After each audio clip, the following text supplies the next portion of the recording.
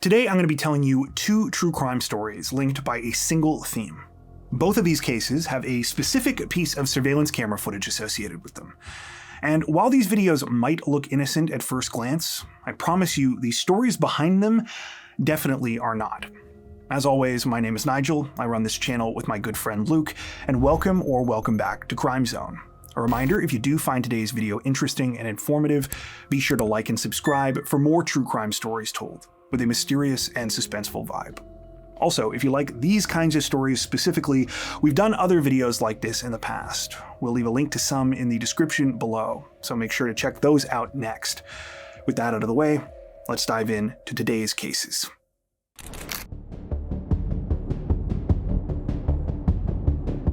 At around 5:30 a.m. on February 17th, 2021, 911 calls began pouring into Ontario's Halton Hills Fire Department. Residents of the community of Georgetown said that they had awoken to an incredibly loud banging sound, and when they looked outside, they saw that one of their neighbors' homes was on fire. The footage on screen right now was recorded by one of those residents, and as you can see, the front of the house is completely engulfed in flames. As authorities were about to learn, something awful was waiting inside, but that was just the beginning. You see, this video was not the only one recorded that morning. Just across the street, a home surveillance camera was quietly capturing another angle of all of this. And what that footage would reveal was truly chilling. Within minutes of those 911 calls coming in, the scene was swarming with emergency responders. Smoke and flames were pouring out everywhere from the house, and because of how intensely the fire was burning, there was serious risk of the blaze spreading to neighboring properties. Thankfully, the Halton Hills Fire Department were able to stop that from happening, though it took a team of at least 26 firefighters to get the situation under control. By the time the sun came up that morning, the fire was fully extinguished, but this had also led to a heartbreaking discovery. Inside the home's burned out and gutted interior, police and firefighters found the charred bodies of a man and woman. The Ontario Fire Marshal is investigating a blaze in Georgetown. 2 people found dead inside the home, and so far it's not known how the fire started. Matt Ingram following the story and joins us with more. Matt? Phil, Halton Regional Police found the home fully engulfed in flames just after 5:30 this morning after reports of a fire in the garage. Halton Hills firefighters put out the flames and found 2 bodies on the main floor of the home, which is located on Hidden Lake Trail. Police are not identifying the victims, saying next of kin notification is underway. No one else was hurt, and the fire did not spread to any neighboring homes. Asked if there was any reason to believe this was suspicious, police say they have no information about how it started. At this time, we don't really know what the cause of it is, and that's what we're trying to determine right now. You can see the damage. It's very extensively damaged, so we have absolutely no information as to what the cause is at this point in time. As you just heard, initially, authorities had no idea what they were dealing with. But shortly after this, they were able to identify the 2 victims. The deceased man and woman were the home's owners, husband and wife, 59-year-old Andrzej and 56-year-old Krystyna Rerak. The Reraks were originally from Poland, but they had been in Canada for many years and had worked hard all their lives. Andrzej, who went by Andrew, was a manager at the Boiler Inspection and Insurance Company of Canada, and Krystyna, who went by the name Amelia, was the vice president of operations for a specialty delivery and logistics company called Rogue Transportation. As I'm sure you can understand, the sudden loss of Andrew and Amelia was devastating for their loved ones, and for everyone that knew them, especially because at the time of their deaths, they had been preparing for retirement. But very quickly, that devastation turned to outrage and horror, because just 2 days later, police released more information, announcing that the fatal fire had been deemed suspicious, and the case was now being treated as a homicide. Though an explanation wasn't really given at the time, the reason for this was that when Halton police began investigating Andrew and Amelia's home, they found evidence that an accelerant had been used to start the fire. In fact, the initial bang the couple's neighbors had heard that morning was an explosion, one that had come from the garage. When autopsies were conducted on Andrew and Amelia's bodies, things got even more unsettling. Neither of them had smoke or ash in their lungs. In other words, The Reraks had not died while trapped inside their home trying to escape. By the time their house erupted in flames, they were already dead. Further examination revealed the true causes. Amelia had been stabbed to death, while Andrew had died from a combination of stab wounds and blunt force trauma. Now, obviously, this was shocking for a number of reasons. Speaking as someone who has lived in southern Ontario for my entire life, Georgetown is not a place where you would expect something like this to happen. Picture peak suburbia and then surround that with farmland, and that's what we're talking about here. Even more than that, though, pretty much everyone who knew the Reraks described them as a friendly, warm, and generous couple who never hesitated to help others. Exactly the kind of people you would hope to have in your community. So everyone thought, this doesn't make any sense. Who would do something like this to Andrew and Amelia? And what was really going on here? Well, the answer to those questions started to unravel when police got their hands on that surveillance video I told you about. The video was given to authorities by one of the Reraks' neighbors directly across the street, whose exterior security camera had a partial view of the front of their house. As you can see, the camera captured the explosion and the start of the fire on the morning of February 17th. But it was when police started rewinding the footage that something really caught their attention. 11 hours earlier, so just before 6:30 p.m. on February 16th, this same camera recorded Amelia returning home from work. She turns into her driveway and begins pulling into the garage, just as she had probably done 1,000 times before. But keep watching, because this is where things get incredibly unsettling.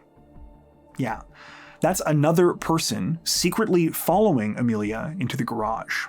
The hooded figure, dressed completely in black, had been waiting at the side of her house and crouches down behind her vehicle just out of sight. Amelia clearly has no idea about this, because the last thing we see is her getting out of her car as the garage door begins to close behind her.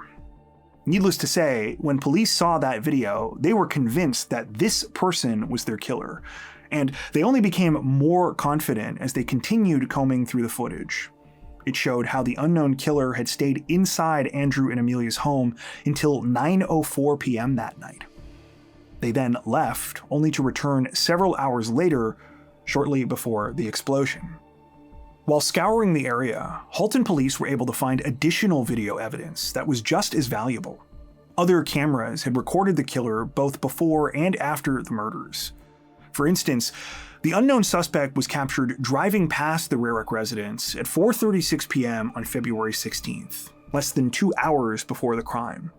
They were also caught on video heading through a trail system directly behind Andrew and Amelia's property, and later that night, walking along their street. These videos helped police to link the suspect to a white SUV.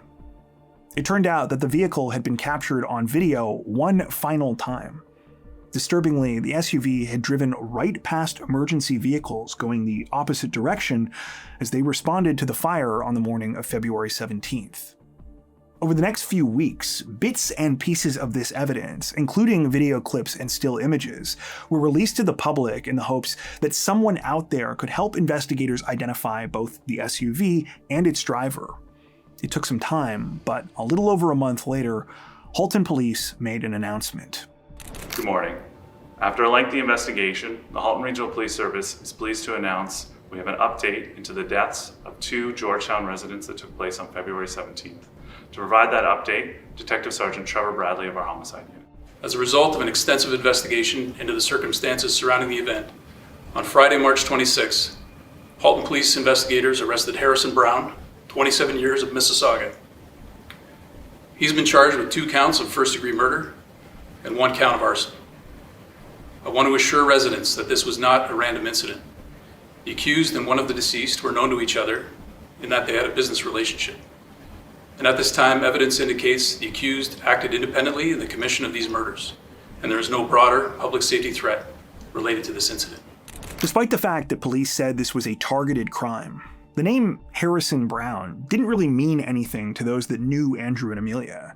That wasn't because authorities were wrong, though. They had the right guy. Sadly, the truth was that all of this was even more senseless than anyone had imagined. It turned out that Harrison Brown was an employee at Rogue Transportation, the same company where Amelia worked. And in the weeks leading up to the murders, he had been involved in a number of conflicts there. There were repeated problems between Harrison and several of his coworkers, to the point where he was officially reprimanded and directed to work from home. Amelia was the one who reprimanded Harrison. And for this single act, a normal workplace responsibility that just happened to fall to Amelia, Harrison decided to kill her. On February 12th, 2021, so 4 days before the murders, Harrison purchased a GPS tracking device, which he secretly placed on Amelia's car. He used the device to monitor her movements, which is how he knew when she'd be home on February 16th.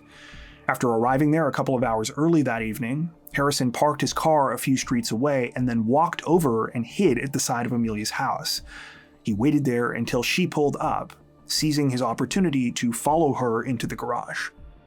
Moments after this security camera footage was recorded, Harrison confronted Amelia and attacked her. After murdering her, he waited for Andrew, fatally beating and stabbing him as well, before fleeing just after 9 p.m. Though Harrison initially drove back to his home in the city of Mississauga, at some point he decided he needed to try and cover up what he had done. So he went back to the crime scene early the next morning and set the Reraks' house on fire with their bodies still inside. While the surveillance footage was quite powerful on its own, after further investigation, Halton police were able to find an overwhelming amount of evidence against Harrison Brown. The software for the GPS tracker attached to Amelia's car was installed on 2 of his devices, and not only did he have satellite images of the house on his phone, his cell phone showed that he was at the crime scene at the time of the killings. Finally, though he had tried to destroy the knife used in the murder, pieces of it were discovered at his house. Testing revealed traces of Amelia's blood on the blade. Following his arrest, Harrison was initially charged with 2 counts of first-degree murder and 1 count of arson. But that changed after he agreed to take a deal. Now, I know what you're thinking, but this was not like some of the plea deals we've talked about before. Harrison actually agreed to plead guilty to one of the first-degree murder charges, the one for killing Amelia. It seems this surprised even the judge, who noted during the proceedings in November of 2023 that this was the first time in his 13 years on the bench that he'd had anyone submit a guilty plea for the charge of first-degree murder. Harrison also pleaded guilty to a charge of second-degree murder for killing Andrew. Unfortunately, it appears no real additional insights regarding the motive behind the crime came out in court. It was noted during the proceedings that Harrison had no prior criminal record and came from a good family. In fact, it sort of seems like his actions were a mystery even to himself. The closest thing to an explanation for his behavior came from his lawyer, who stated, quote, "How to explain this, Your Honor? In my respectful submission, this is a combination of depression, drug and alcohol use, and a series of personal and professional failures, none of which provided the defense for Harrison, but they created a perfect storm and led him or caused him to do something that he will regret for the rest of his life." When given the opportunity to speak directly to Andrew and Amelia's loved ones, Harrison said, quote, "I think about what I've done every day and ask myself why. I will probably never forgive myself for what I did, and I don't deserve anyone else's forgiveness. I'm truly sorry for everything I've put you through, causing so much pain and heartache. The best thing for me now is to sit in prison and to do everything I can to be a better person. I can never make up for all the pain and destruction I've caused. I'm truly sorry for everything, and I wish that I was better than this." Now, I will say it's rare in cases we cover on this channel for someone to take responsibility for their actions like this. But of course, no amount of accountability could undo the damage and the suffering that the Reraks' friends and family were forced to endure. In a victim impact statement, their son Martin said, quote, "Now as a family, we're shattered. To this day, I live with crippling PTSD and depression that springs up to wipe out days and weeks of my life. I would start to shake and break down at a grocery store. I was incapable of work, and I'm just now getting back to it nearly 3 years later." As heartbreaking as that already is, the part that hit me hardest was when Martin spoke about how his parents had been robbed of the retirement they had worked so hard for and the future they were looking forward to. He said, quote, "They will never experience grandchildren or the fruits of their labor." On December 1st, 2023, Harrison Brown received an automatic sentence of life without parole for 25 years. It's unclear if he will ever actually be released. But I know one thing for sure. Nothing will ever be able to erase this image from my brain of Harrison lurking behind Amelia that fateful night. Just knowing what came next, that is truly the stuff of nightmares.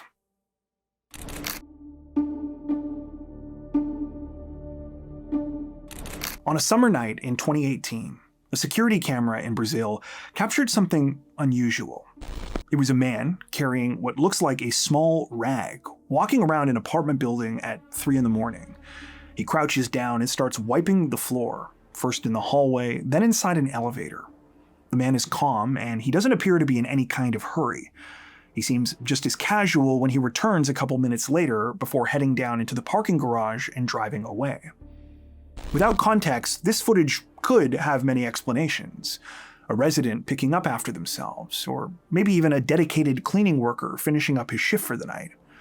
Unfortunately, though, that's not the case.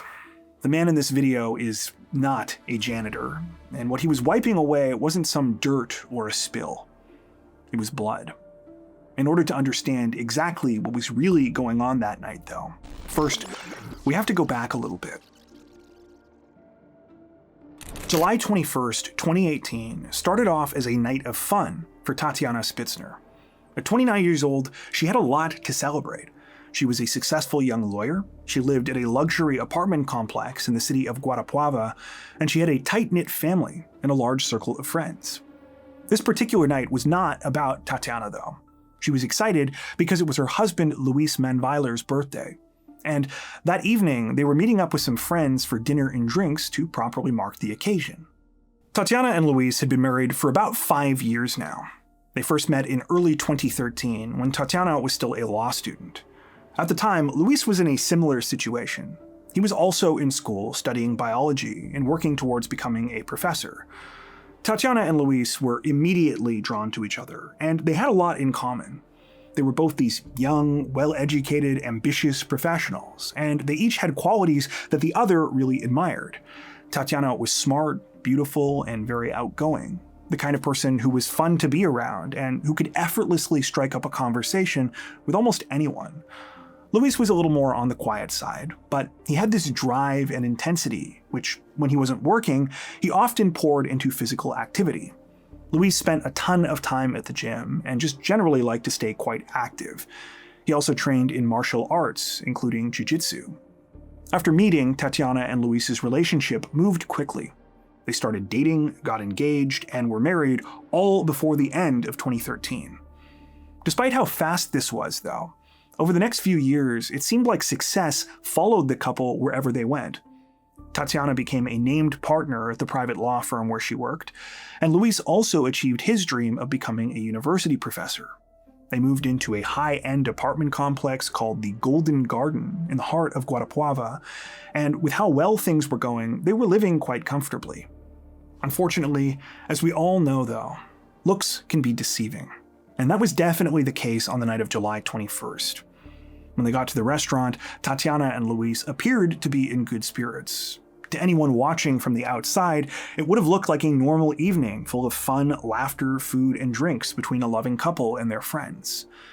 But you see, for all the success that Tatiana and Luis were having in their careers, at home, the situation was quite different.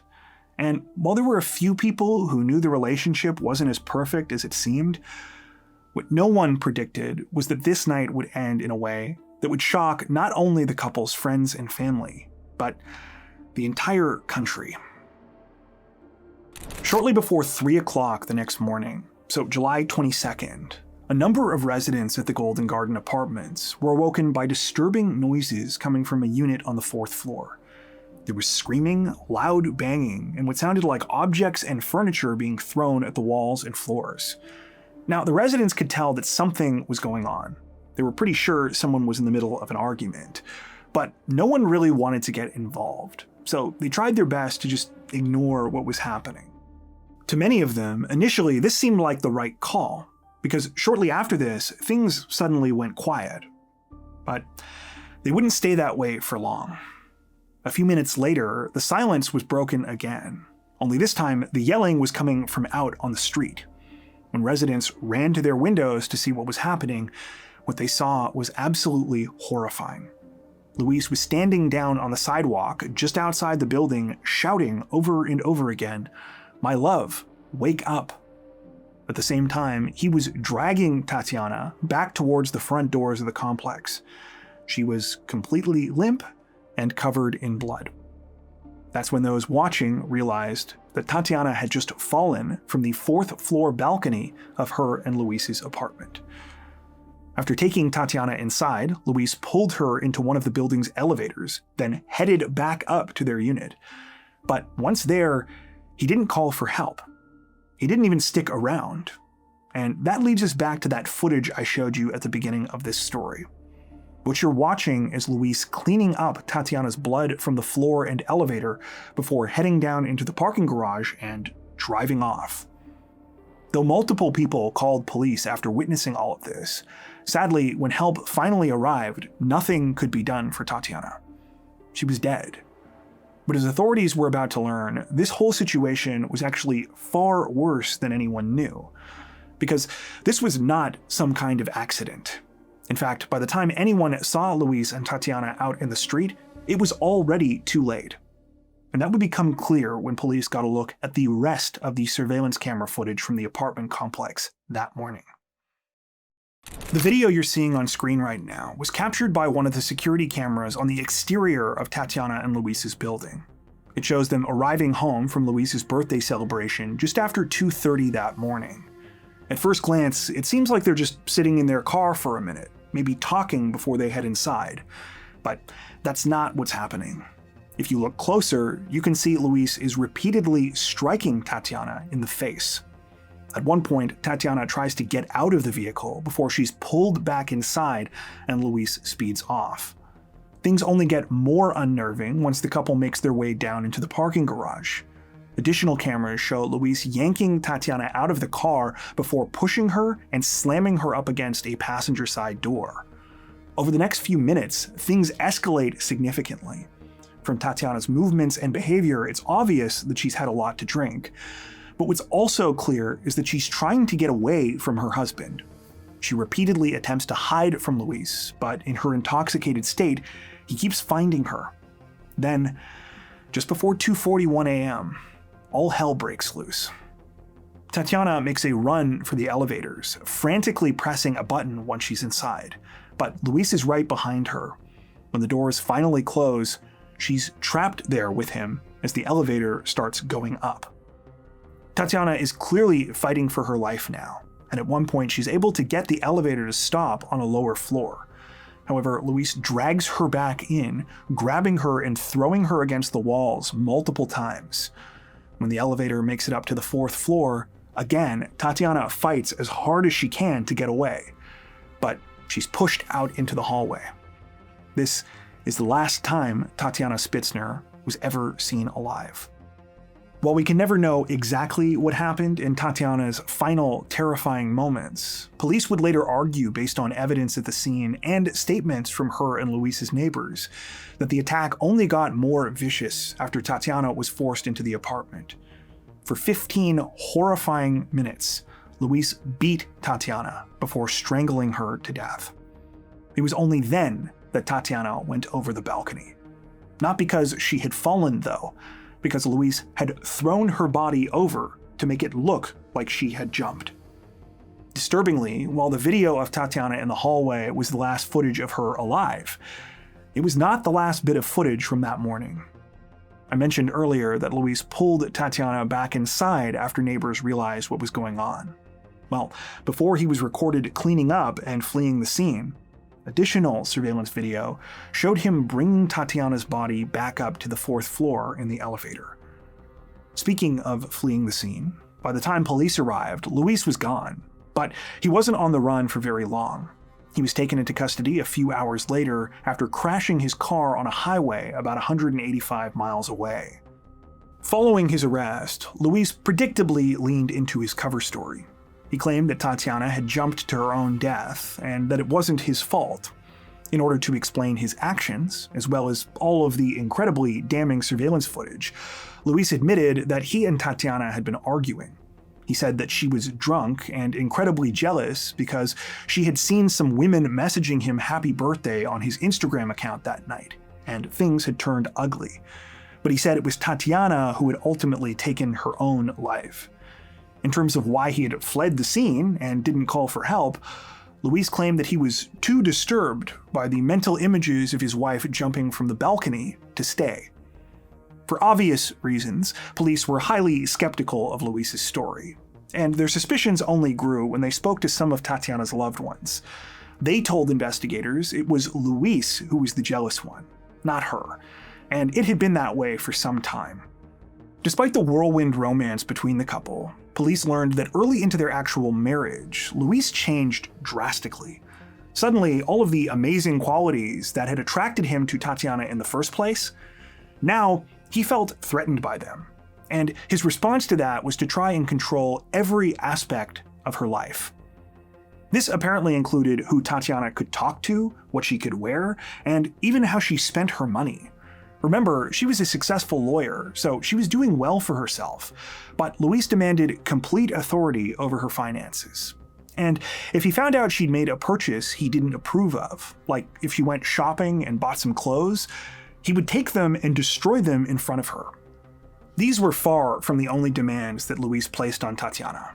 For instance, he refused to help with any of the household chores. And when Tatiana attempted to meet him halfway, suggesting they hire a cleaning person because they were both busy and they could afford it, Luis angrily refused, insisting all of the housework was her responsibility. So, yeah, this was a toxic situation. But it also didn't help that throughout this time, Luis began using anabolic steroids. As he did, his jealousy became even worse, and the drugs made him aggressive and emotionally unstable. Friends of Tatiana said that she was not in denial about any of this.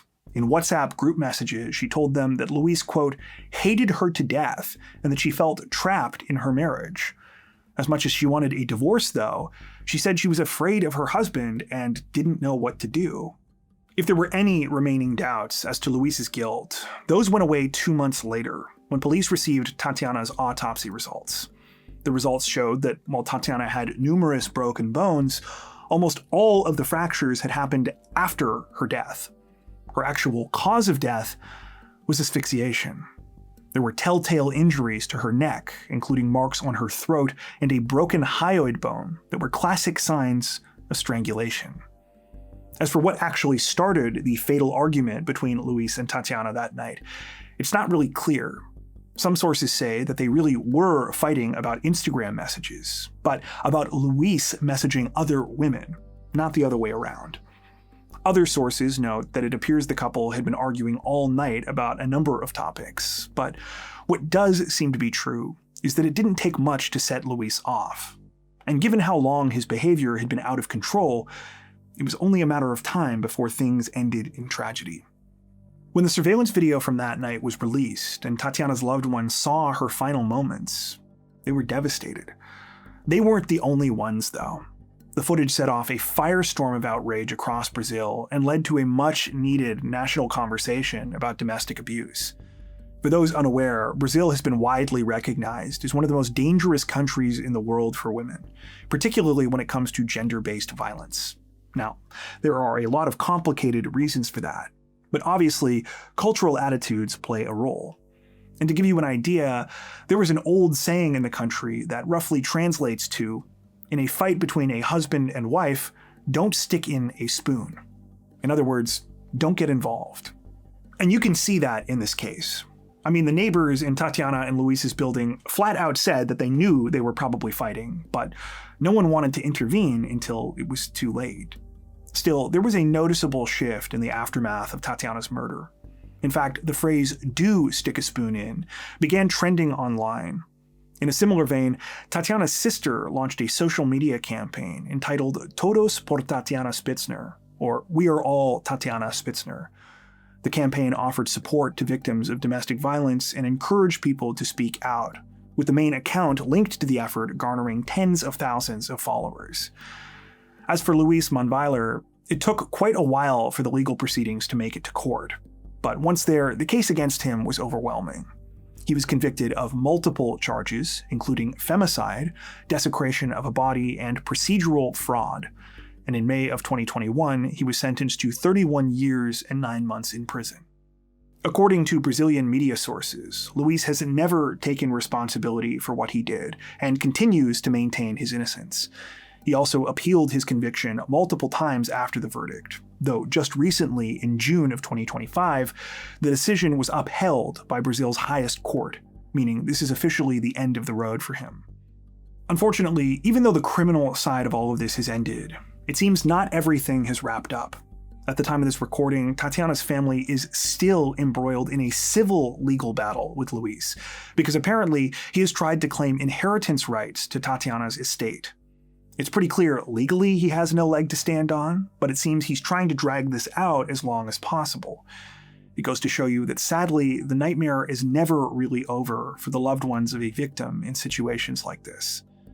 Speaking of which, while all of the footage related to this case is gut-wrenching, the reason we chose to focus on that particular section at the beginning of this story is because I'd argue out of everything, it's actually the most disturbing. Specifically how calm and methodical Luis appears right after the murder, despite moments earlier screaming and crying out in the street. To me, this shows you the level to which he was putting on a performance, and how quickly that mask dropped once he thought no one was watching.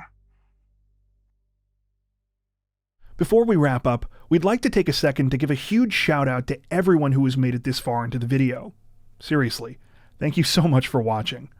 If you found today's upload interesting and informative, we'd be honored if you consider liking and subscribing, as well as hitting the notification bell and selecting all notifications to stay up to date with our latest releases. If you're looking for additional ways to help support the channel, we'd love to have you join us over on Patreon.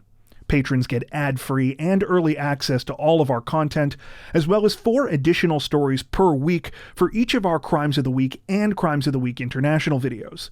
You can learn more at patreon.com/crimezone, where you'll also find some of the fine folks whose names are currently on screen.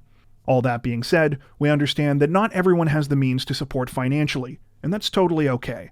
We appreciate every like, sub, share, and comment that you send our way. Once again, thanks so much everyone, and take care.